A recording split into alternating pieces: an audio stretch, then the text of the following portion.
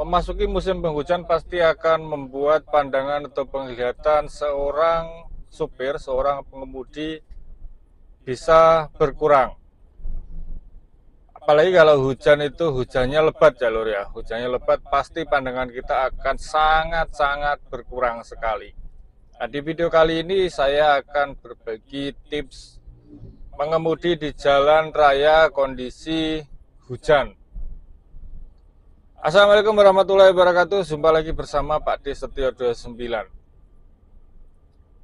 Sebelum kita mengemudi di jalan raya kondisi hujan, cuaca seperti ini ya, minimal seperti ini, mendung dan gerimis. Itu yang harus kita perhatikan. Yang pertama, kita harus mengecek wiper kaca apakah berfungsi dengan normal atau tidak. Lalu yang kedua, nyalakan lampu kota atau lampu kabut ya, seperti ini kondisi mati dan ini saya nyalakan ya. Ini sangat penting lor, ini sangat penting. Gunanya apa? Gunanya memberi tanda kepada pengguna jalan yang berlawanan arah dengan kita ataupun yang dari belakang, agar saat mereka yang dari belakang misalnya mau mendahului itu bisa melihat mobil kita dengan jelas dengan menggunakan tanda dari lampu kabut kanan kiri. Untuk yang berlawanan arah dengan kita agar mereka bisa juga mengantisipasi saat mau mendahului misalkan, atau saat berjalan seperti biasa bisa mengantisipasi dengan adanya lampu di kendaraan kita, beliau tidak jadi mendahului, bisa mengetahui secara pasti, oh ada kendaraan yang berlawanan arah dengan saya, begitu ya. Itu yang kedua, nyalakan lampu kota atau lampu kabutnya. Nah, seperti ini tidak dinyalakan. Sebenarnya kalau kondisi saat ini tidak dinyalakan tidak apa-apa karena tidak terlalu gelap, mendung dan gerimis juga hanya sedikit jalur ya. Tidak dinyalakan tidak apa-apa, tapi kalau dinyalakan akan lebih baik untuk berjaga-jaga, untuk apa ya, menjaga hal-hal yang tidak kita inginkan. Nah, selanjutnya apa? Selanjutnya kita jangan mengemudi terlalu kencang karena dikhawatirkan kondisi hujan, jalan licin saat kita melakukan pengereman, roda ban dari kendaraan kita bisa selip dan itu akan mengakibatkan pengereman kita tidak bisa maksimal. Jadi yang seharusnya set gitu langsung berhenti, set roda berhenti berputar, akan tetapi jalan tidak bisa menghentikan laju dari roda dan akhirnya roda berhenti tapi tetap mobil kita meluncur karena kondisi jalan licin. Makanya kita kalau di kondisi hujan ataupun jalan licin seperti ini jangan terlalu zigzag, jangan terlalu kenceng. Itu yang berapa tadi ya? Yang ketiga kalau nggak salah ya. Sudah kita lanjutkan ya. Kita lanjutkan. Namun sebelum saya lanjutkan, bagi yang baru menemukan channelnya Pak D Setio 29, jangan lupa dukungannya lur. Tinggalkan subscribe, bunyikan lonceng notifikasi, tekan like-nya.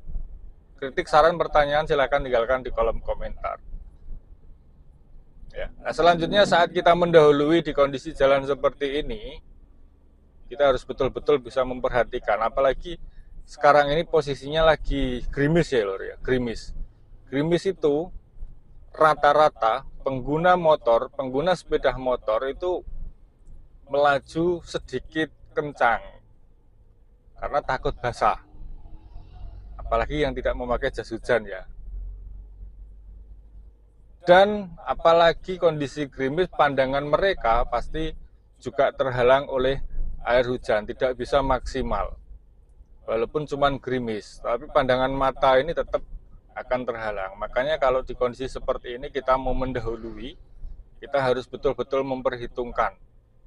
Hampir sama dengan kalau kita mendahului di kondisi malam hari loh. Gitu ya, itu sangat-sangat harus kita perhatikan. Ya. Apalagi kalau kondisi jalannya kondisi hujan yang lumayan lebat, lumayan deres, kita harus betul-betul waspada. Mungkin kalau suatu saat Anda mengalami di jalan raya dan hujan itu sangat deres, pandangan kita tidak bisa melihat dengan jarak sekian puluh meter, hanya terbatas di 5-10 meter begitu ya. Bahkan viper kaca ini saat kita hidupkan itu tidak bisa mengurangi atau tidak bisa menghapuskan air hujan yang ada di kaca kita. Itu juga sangat berbahaya. Satu pengalaman saya pernah mengalami sekali di jalan tol waktu itu loh. Tiba-tiba hujan deres, hujan pol lebat sekali ya, lebat sekali. Saya nyalakan viper, hidupkan viper itu sudah kondisi maksimal. Akan tetapi pandangan saya tetap tidak bisa maksimal. Hanya berjarak sekitar 10-15 meter saja. Dan caranya bagaimana untuk mengantisipasi hal itu Pak De? Caranya kita nyalakan lampu hazard kanan kiri, kita kurangi kecepatan pelan-pelan saja. Dan kalau bisa melihat kaca spion walaupun itu hanya sekian persen ya. Apakah di belakang kita ada kendaraan atau mobil kalau di jalan tol ya, karena pengalaman saya di jalan tol waktu itu, atau tidak. Jadi usahakan kita memperhatikan kaca spion juga. Kalau memungkinkan, karena pandangan kita sudah terbatas seperti itu, kalau memungkinkan cari rest area terdekat, masuk rest area, berhenti di rest area dulu, tunggu hujan sedikit reda, baru kita lanjutkan perjalanan. Itu sangat berbahaya loh, seperti itu. Sangat berbahaya. Makanya harusnya seperti itu. Jika memungkinkan, misalkan di jalan tol, cari rest area, masuk rest area, kita istirahat dulu, berhenti sebentar. Kalau hujan sudah mereda, baru kita lanjutkan perjalanannya. Gitulah ya. Itu beberapa tips yang saya alami, saya lakukan dan bisa saya bagikan. Semoga sedikit tips ini bisa bermanfaat untuk dulur-dulurku yang masih pemula khususnya. Jika suatu saat mengemudi di jalan raya di kondisi hujan, di kondisi gerimis, bisa mengingat apa yang saya katakan, bisa mengingat tips apa yang saya berikan dan bisa Anda praktekkan untuk mengantisipasi belepotan. Udah mendung pagi-pagi belepotan lur. Untuk mengantisipasi hal-hal yang amit-amit jangan sampai terjadi pada kita, dan itu hal yang sangat tidak kita inginkan. Itu ya lur ya.